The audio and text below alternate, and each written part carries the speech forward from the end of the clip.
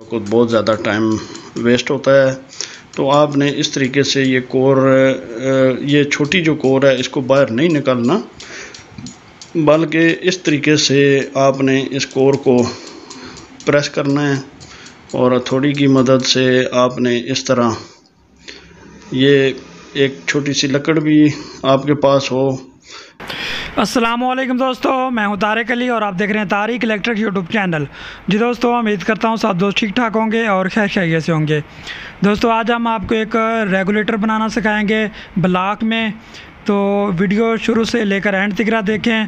दूसरा, आज जो हम आपको वीडियो दिखा रहे हैं ये हमारे अतलस भाई ने हमारे लिए भेजी है। तो अतलस भाई का जो चैनल है वो वास्ट स्टेबलाइजर के नाम से है। तो दोस्तों, अतलस भाई के चैनल को सब्सक्राइब भी करें और इनके चैनल पे जाके इनके चैनल का विज़िट करें और इनके पास बहुत अच्छी अच्छी वीडियो हैं, वो देखें जाके। बहुत सी वीडियो इनके चैनल पे पड़ी हुई हैं। तो इनके चैनल का जो लिंक है वो नीचे मैं डिस्क्रिप्शन में दे दूंगा, उधर से जाके आप इनके चैनल को सब्सक्राइब भी करें और इनके चैनल को देखें भी, और ये वीडियो एंड तक देखें ताकि आपको एक ब्लॉक में ट्रांसफार्मर का मुकम्मल तरीक़ाकार पता चल जाए, किस तरह कोयल बनाया जाता है और किस तरह ट्रांसफार्मर बनाया जाता है, इसके ब्लॉक में पतरी वगैरह डाली जाती है। तो दोस्तों, वीडियो शुरू करते हैं। अस्सलाम वालेकुम दोस्तों, आज हम डाई 4 के ब्लॉक में रेगुलेटर स्टेबलाइजर ट्रांसफार्मर तैयार करेंगे। ये डाई 4 के ब्लॉक हैं, सिलिकॉन कोर है। तो इनको आज हम रिवाइंड करेंगे। वाइंडिंग का तरीक़ाकार ये है कि आपने पहले लकड़ का गुटका बनाना है और गुटके के ऊपर आपने ये पेपर वगैरह लगा लेने हैं। और ये हम सबसे पहली तार को इस तरह चिक डाल रहे हैं ताकि जब हम इस ट्रांसफार्मर को बना लें तो उसके बाद अगर हमारी ये पहली जो कॉमन तार निकलेगी, इसको अगर बाहर से कोई चिक वगैरह डलती है तो ये कॉइल से तार बाहर ना जाए। तो ये रेगुलेटर ट्रांसफार्मर हम 11 पिन इसमें से निकालेंगे, 11 लूप से निकालेंगे। ये हमने ट्रांसफार्मर को रिवाइंड किया, जिसमें पहली लूप लगाने के बाद हमने ये पेपर लगा दिया। अब दूसरी लेयर लगा दी। दूसरी लेयर में हमने सबसे पहली जो लूप निकाली है वो लूप है 50 वोल्ट की, और ये 50 वोल्ट की लूप 45 टर्न के ऊपर पहली लूप निकलेगी। ये लूप बनाने के बाद हम मज़ीद आगे वाइंडिंग इस कॉइल की शुरू कर देंगे, और मज़ीद वाइंडिंग डालने के बाद हमने फिर ये दूसरी कॉइल, दूसरी लूप निकालनी है। ये दूसरी लूप हमने 60 वोल्ट के लिए 55 टर्न्स के ऊपर निकालनी है। इसको हमने लूप निकाली और ये टेप के ज़रिए इस लूप को हमने टाइट कर दिया है, और मज़ीद आगे हम 2 लूपें हमने निकाल के ये हमने तार के एंड को, पहला जो सिरा है यहाँ पे छिक डाल रहे हैं ताकि हमारी कॉइल जब गुटके से निकालें या वैसे खुले नहीं। तो ये हमने अब तीसरी लूप निकाल ली है जो कि 64 टर्न पर थी 70 वोल्ट के लिए। अब मज़ीद और हमने वाइंडिंग की और चौथी लूप निकाल ली जो कि 72 टर्न्स पर 80 वोल्ट की लूप हम निकाल रहे हैं। और ये लूप निकालने के बाद हमने मज़ीद अपनी कॉइल की वाइंडिंग जारी रखी, और 5वीं लूप जो कि 92 वोल्ट पर है और 84 टर्न पर हमने इसको निकालना है। ये लूप 92 और इसके बाद वाली लूप पर के दरमियान हमने 14 वोल्ट की वाइंडिंग दी है। अगर कोई दोस्त सर्किट लगा के किसी रिले लगाना चाहता है तो वो यहाँ से इन दोनों कनेक्शनों से 14 वोल्ट की वाइंडिंग से लेगा। ये छठी लूप अब हम निकाल रहे हैं। छठी लूप 93 टन पर 106 वोल्ट की लूप होगी। तो ये सर्किट के लिए ये दूसरी लूप है 93 टन के ऊपर 106 वोल्ट वाली। यहाँ से 5 और 6 नंबर लूप पर आपको 14 वोल्ट रिले ऑपरेटिंग के मिलेंगे। ये मज़ीद हमने आगे वाइंडिंग जारी रखी और ये 7 नंबर लूप हमने निकाल दी जो कि 118 वोल्ट पर होगी और इसकी 108 टन पर हमने लूप निकाली है। मज़ीद आगे हमने वाइंडिंग जारी रखी और ये लूप हमने 8 नंबर लूप निकाली है जो कि 138 वोल्ट की है और 125 टन के बाद ये लूप हमने निकाल दी। और हमने मज़ीद आगे इसके बाद ये लूप को टेप वगैरह करके और इसके ऊपर पेपर लगा लिया और ये हमने मज़ीद आगे वाइंडिंग डाली जो कि हमारी 9 नंबर लूप 160 वोल्ट की, उसके लिए हमने 145 टन डाले हैं। उसे निकालने के बाद मज़ीद हमने आगे वाइंडिंग की और ये हमने तार की आखिरी जो तार है ताकि हमारी कोयल ना खुले इसके लिए हमने ये छिकें डाल रहे हैं मुख्तलिफ़ जगह पर। और ये हमारी 10 नंबर लूप 190 वोल्ट की 172 टन पर ये हमने निकाल दी और मज़ीद आगे वाइंडिंग शुरू की और ये हमने 10 नंबर लूप के ऊपर स्लीव लगा दी और अब हम इसके ऊपर पेपर लगा के आखिरी लूप जो हमारी 220 वोल्ट की है 11 नंबर लूप 200 टन मुकम्मल हो गए और ये हमारी कोयल मुकम्मल हो गई है। अब हम इस की तार को ये काट लेंगे। ये दोस्तों हमने ये तार को काट दिया। ये कोयल हमारी ट्रांसफार्मर की मुकम्मल हो चुकी है। अब हम इस तार को ये देखें, ये इस तरह आपने स्लीव डाल के इसको लॉक कर लेना है ताकि ये, क्योंकि ये आखिरी तार है, अगर ये लॉक ना हो तो फिर कोयल खुलने का ख़दशा होता है। तो ये हमारी कोयल तैयार हो गई है और तैयार होने के बाद ये हमने इसको पेपर वगैरह और ये एनामल वगैरह उतार दिए हैं और ये तैयार हैं। अब इनको हम ब्लॉक के अंदर कोर में डालेंगे।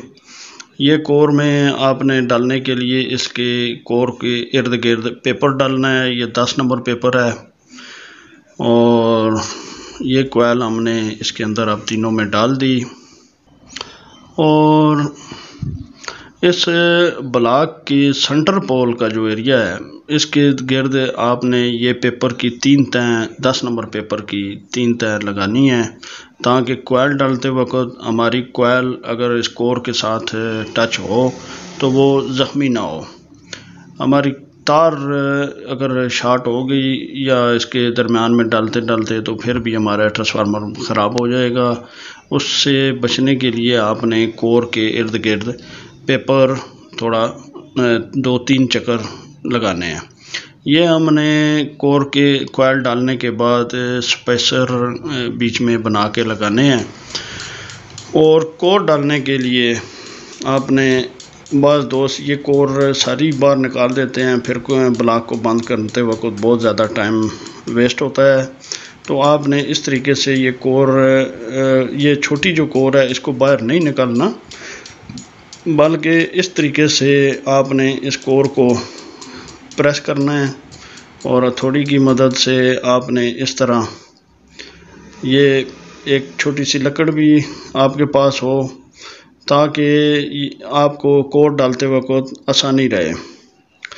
इस कोर को इस तरह आपने नीचे बिठाना है, नीचे बिठा के फिर हथौड़ी की मदद से और थोड़ी पीछे कर देनी है और दरमियान में हमने ये स्पेस रखना है और ये कोर को हमने फुल नीचे प्रेस कर दिया है और अंदर की तरफ भी हमने इतना स्पेस दे दिया है। स्पेस देने का मकसद ये है कि हम अब इसके दरमियान में जो आई टैप कोर डालेंगे वो किस तरीके से डालनी है। ये कोर हम अब ब्लॉक के दरमियान में जो बाकी स्पेस हैं उस जगह में डाल रहे हैं, और इसके लिए आपने एक पेचकस की मदद से ये इस तरह ये जो स्पेस वाली जगह है उसको खोलना है, यहाँ से फिर इधर डालनी है और ये आगे अगली साइड तीसरी साइड पे स्पेस वाली जगह पे आपने डाल के उसको नीचे प्रेस कर देना है। और ये आपने जितनी भी पतरियां हैं वो सारी इसी तरह क्योंकि निकाली भी थी और दोबारा आपने इसके अंदर इस कोर को डालना भी है, तो वो इसी तरीके से आपने नीचे इस ब्लॉक के अंदर लगा देनी है। ये अब हम और कोर इसमें डाल के ट्रांसफार्मर को मुकम्मल करेंगे, और मज़ीद ये जो छोटी आई टैप कोर है इसको हम वापस थोड़ा थोड़ा ऊपर उठा रहे हैं। ऊपर उठाने का असल मकसद ये है कि हम दोनों तरफ से इसको उठा रहे हैं।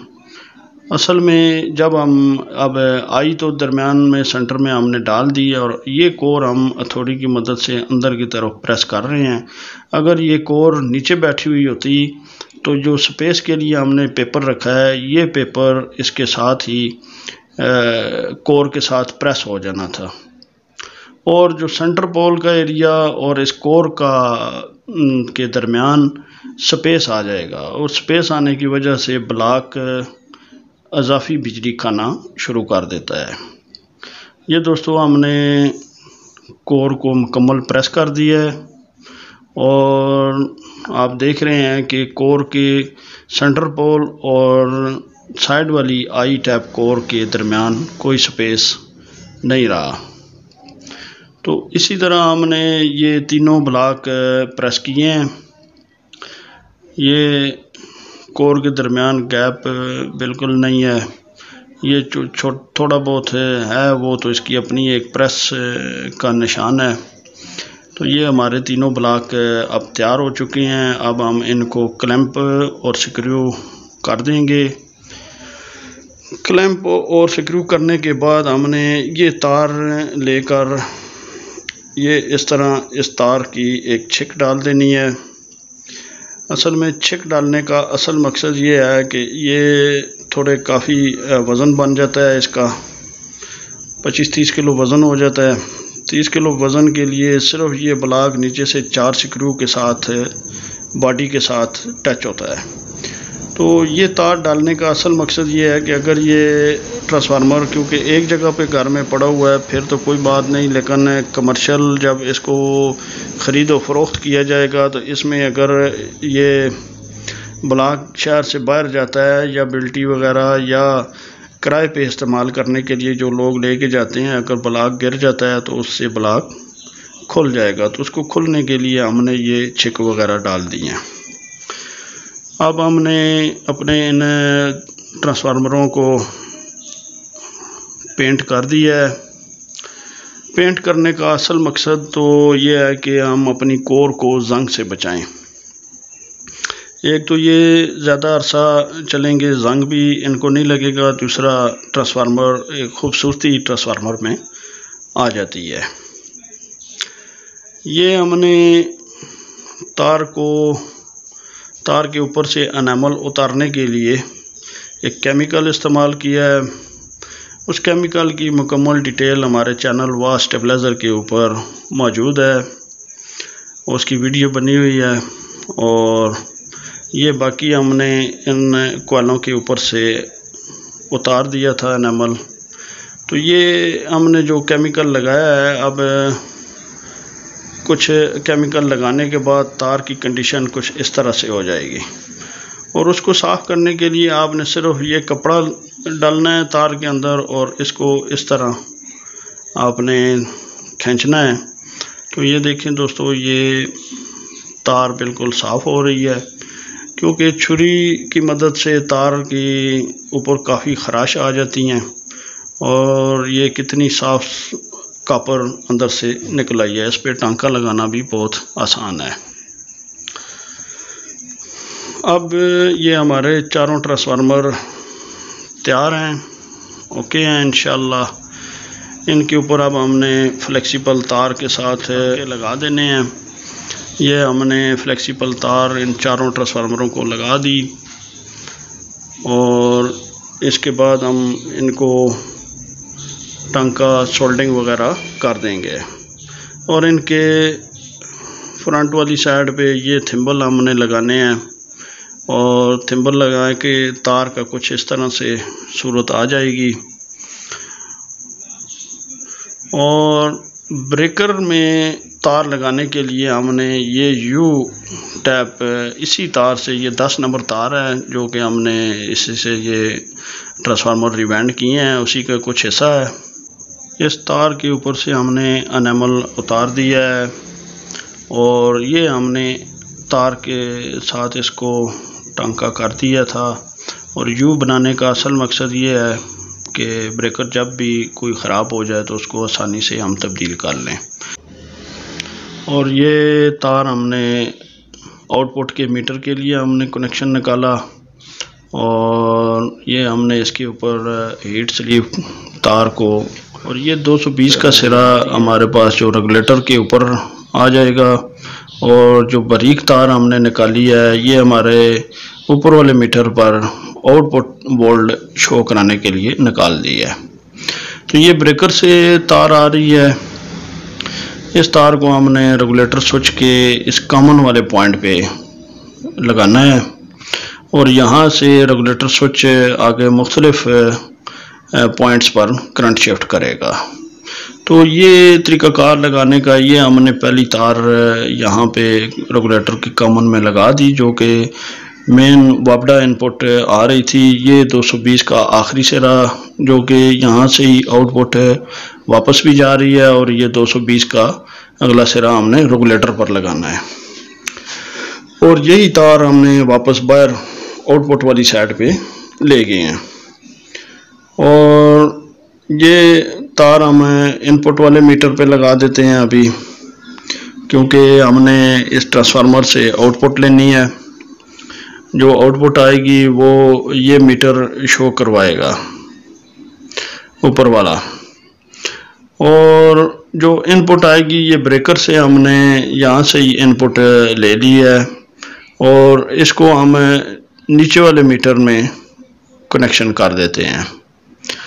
इसके मकसद ये है कि जो ही हमारी इनपुट जो भी आएगी, चाहे वो 50 वोल्ट है चाहे 220 है, तो वो नीचे वाला मीटर वही वोल्ट शो करवाएगा और ऊपर वाला मीटर आउटपुट शो करवाएगा। अब तारें लगाने का तरीक़ाकार ये है कि सबसे पहले हमने यहाँ पे 220 वोल्ट की वाइंडिंग लगानी है और इसका, क्योंकि हमने सब के साथ थिम्बल लगाए हुए हैं, थिम्बल लगा के हमने इसके ये स्क्रू को टाइट कर देना है ताकि यहाँ पे स्पार्किंग ना हो। इसके बाद हम ये सारी तारें हमने लगा दी और तरतीब वाइज लगानी है। ये पहली सबसे पहले 220 की लगानी है और इसके बाद आपने दूसरी तार 190 वोल्ट की लगानी है। इसके बाद आपने अगली तार 160 वोल्ट की लगानी है। 160 के बाद जो सिरा हमने अगला निकाला था वो 138 वोल्ट का है, ये लगानी है। 138 के बाद हमने 118 वोल्ट या 120 हो ये लगानी है। 120 के बाद हमने अगला सिरा 106 वोल्ट का लगाना है। उसके 106 और ये 92 वोल्ट, इन दोनों से आपने सर्किट के ऑपरेटिंग के लिए भी लेने हैं। और 92 के बाद 80 और 80 वोल्ट के बाद आपने ये सिरा लगाना है 70 वोल्ट का। 70 वोल्ट के बाद आपने अगली वाइंडिंग का जो सिरा लगाना है वो 60 है। 60 वोल्ट के बाद आपने 50 वोल्ट की वाइंडिंग का सिरा लगाना है। तो ये इसी तरह बिल तरतीब आपने, क्योंकि ये सबसे पहला सिरा निकाला था वो यहाँ पे लगेगा, ऊपर 2 3 4 ये 5 6 7 8 9 10 और ये और ये आखिरी 11 नंबर, और ये मेन इन जो कि हमने ब्रेकर से ले लिया है। अब हमने रेगुलेटर स्विच के सारे कनेक्शन करने के बाद ये स्प्रिंग इसी तरह इसके साथ लगा देना है और स्क्रू टाइट कर देना है। ये अब हमारे चारों ट्रांसफार्मरों की रेगुलेटर स्विच के ऊपर कनेक्शन हो चुके हैं और इन सब की वायरिंग का तरीक़ाकार एक जैसा ही है, किसी में कोई मुख्तलिफ नहीं होता। जो दोस्त भी रेगुलेटर बनाएं तो उनको इसी तरतीब से ट्रांसफार्मर में कनेक्शन करें। बाद दोस्त उल्टी साइड से भी कनेक्शन करते हैं तो वो उल्टी से भी इसी तरह बिलतरतीब ही कनेक्शन करें। ये अब हमने इन चारों स्टेबलाइजरों को कनेक्शन दे दिया है, उनको सप्लाई दे दी है। सप्लाई देने के बाद हमारे तमाम ट्रांसफार्मर ओके हैं, सब 220 पर चल रहे हैं। और अब हम इन चारों को एक ही तार से ऑन किया है और इनको चेक करते हैं कि हमारे चारों ट्रांसफार्मर एक तार से ऑन होने के बाद कितने एम्पेयर ले रहे हैं। तो ये दोस्तों 0.75 एम्पेयर हमारे चारों ट्रांसफार्मर मिलकर ले रहे हैं। तो लिहाजा ये कोर का जो हमने फार्मूला आपको बताया वो इंशाल्लाह बिल्कुल दुरुस्त है। उसमें आप इसी टन के हिसाब से इतनी टन ही डालें। ये 10 नंबर तार थी को और आपकी तकरीबन 6.5 किलो तार इसमें कोयल में डलेगी। तो आप अपने ट्रांसफार्मर बनाएं और चलाएं। ये हमने ट्रांसफार्मर के रेगुलेटर का हर स्टेप को चला के देख रहे हैं कि क्या आया हमारा रेगुलेटर हर स्टेप पे काम कर रहा है कि नहीं। और एंड पर ये सबसे कम वोल्टेज पर, जो कि हमने इसको 50 वोल्ट से डिज़ाइन किया है, तो ये क्या 50 वोल्ट से अपने वोल्ट उठाता है या नहीं।